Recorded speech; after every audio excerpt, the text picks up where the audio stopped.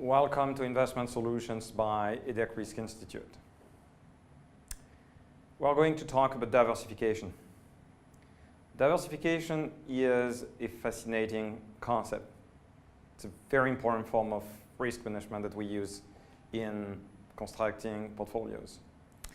First of all, we are going to introduce diversification and explain what it means and why we need diversification.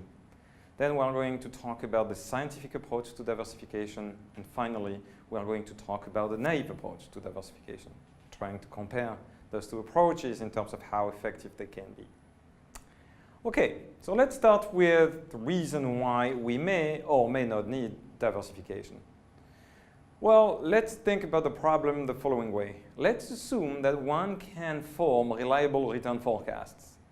In other words, let's assume that one can tell at any point in time when looking at different assets which one will perform the best.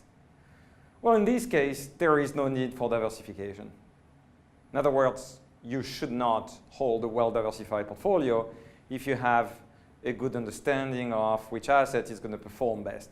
What you should do instead is invest all your wealth in the best performing asset. And that's a very concentrated portfolio, no diversification at all. Well, the problem is, obviously, crystal balls hardly exist in the real world. Nobody can, with any degree of accuracy, forecast which assets is going to return the highest performance. So in this context, we have to understand that diversification is useful precisely because we're facing uncertainty. Now, diversification is not a goal per se. No asset owner, individual or institutional investor, should be happy just for holding a well-diversified portfolio. What actually makes them happy, which is the end goal of diversification, is the fact that they might, through diversification, earn the fair reward in exchange for the risks that they are taking.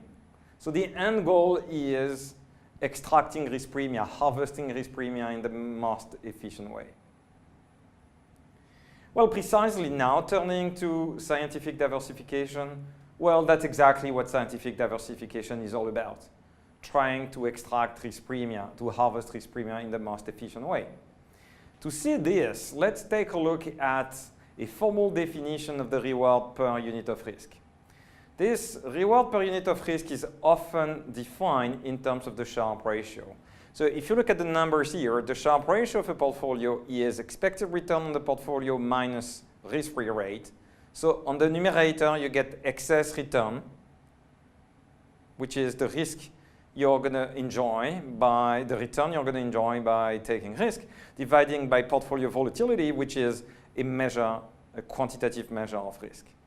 Now, of course, you can decompose portfolio expected return and portfolio risk using individual security expected return and risk parameters. So the whole challenge in diversification is how to choose the portfolio weights, WI, or the portfolio weights, so that eventually the portfolio Sharpe ratio, which we see here, reaches the highest possible value. That's exactly what scientific diversification is all about. Well, in this context, it is pretty clear to see that the inputs to scientific diversifications are the following. You need a covariance matrix, which is pretty easy to estimate. Well, you know, I'm not exactly saying that it is easy to estimate, but what I mean is we have at our disposal a set of sophisticated statistical techniques that allow us to estimate covariance matrices even when looking at large asset universes with a fair degree of accuracy. And then we get expected return vector, expected returns on individual stocks or individual assets. And these are much harder to estimate. These are very, very noisy estimates. And then you get a vector of 1. So the mathematical expression here gives you the analytical expression for the max Sharpe ratio portfolio. And as we can see, it is straightforward to get the max Sharpe ratio portfolio once you have good estimates for expected returns and good estimate for the covariance matrix. But the problem is we do not have good estimate for expected returns. So what do we do then if we need to maximize Sharpe ratio, which requires us to use expected return estimates, and we have no good expected return estimates at our disposal? Well, there's something else that we can do to understand what proxy we can use for the max Sharpe ratio portfolio. Well, let's take a look at the efficient frontier. So that's the standard efficient frontier analysis. This is the risk-free rate over here, and that's the max Sharpe ratio portfolio, the one that requires expected return estimate. So the next question we can ask is, by looking at this efficient frontier, is there any portfolio on the efficient frontier, the estimation of which does not require expected return estimate? Well, it's actually pretty obvious to see that there's one such portfolio. This portfolio is known as the global minimum variance portfolio. That's the portfolio that you see here. To get to that portfolio, you're just trying to minimize variance with no expected return target, and therefore, you do not need any expected return estimate. So that's good news. We can use the global minimum variance portfolio as a proxy for the max Sharpe ratio portfolio. It's not the max Sharpe ratio portfolio. These two portfolios are two distinct portfolios, but we can use it as a proxy for the max Sharpe ratio portfolio. And the good news is it only requires risk parameter estimates, which, as we said, we can get with a high degree of accuracy.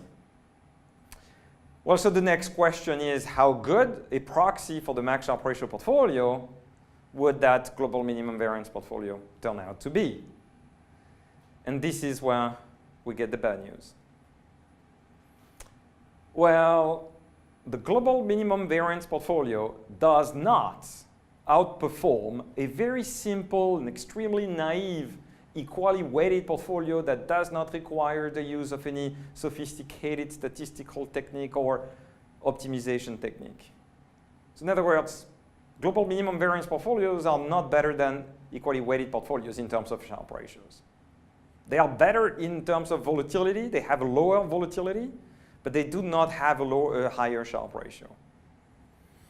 Well, there's a very interesting paper by our colleague Ramanupal and a number of co-authors.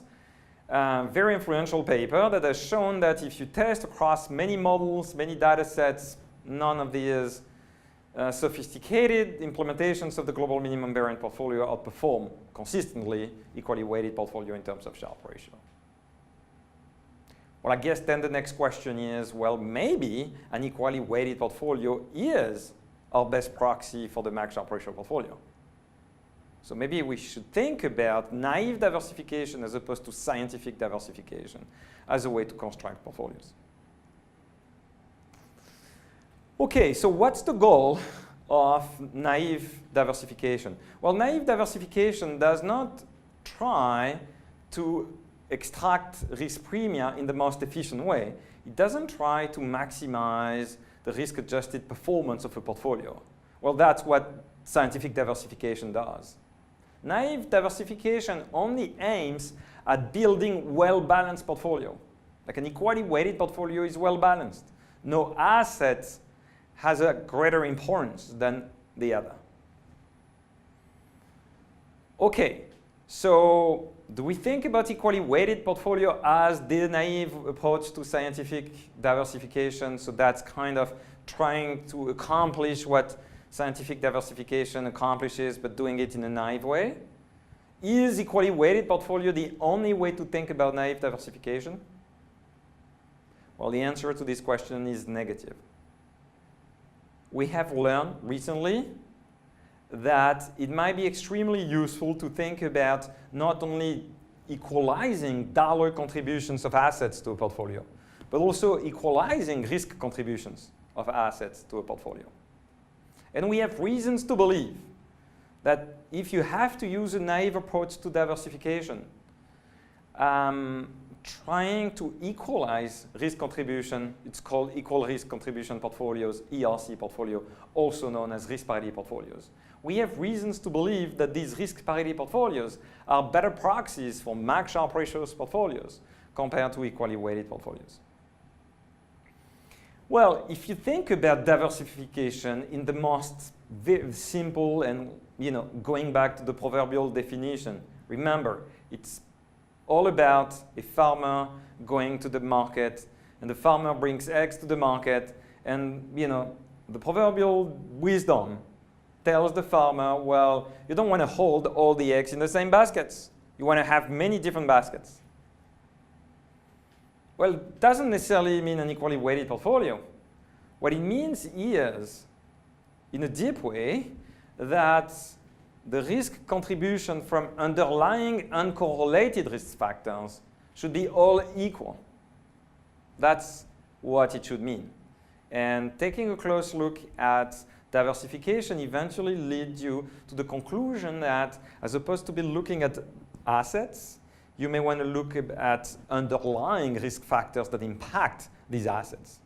Because even if you allocate equally to assets, either in terms of dollars or in terms of risk contribution, well, if these assets are impacting by common risk factors, well, what matters eventually is what the contribution of these underlying risk factors to the risk of your portfolio.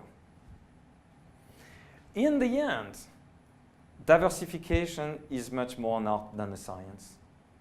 We are left with competing choices as investment managers when we are trying to implement well-diversified portfolio.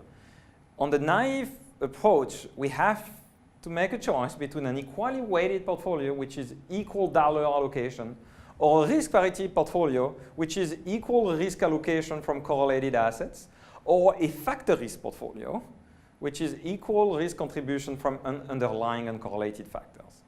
Now, if we switch to scientific diversification, then we've got a choice between max Sharpe ratio portfolio, which requires expected return estimates that are hard to obtain, and a global minimum variance portfolio. So we've got many choices. Well, in the end, we do not necessarily want to think about naive versus scientific diversification as competing one against another. We actually have reasons to believe that naive and scientific diversification work best when combined together. In particular, we have reasons to believe that suitably chosen combination of naive and scientifically diversification techniques would allow investors for more efficient harvesting of risk premia across and within asset classes.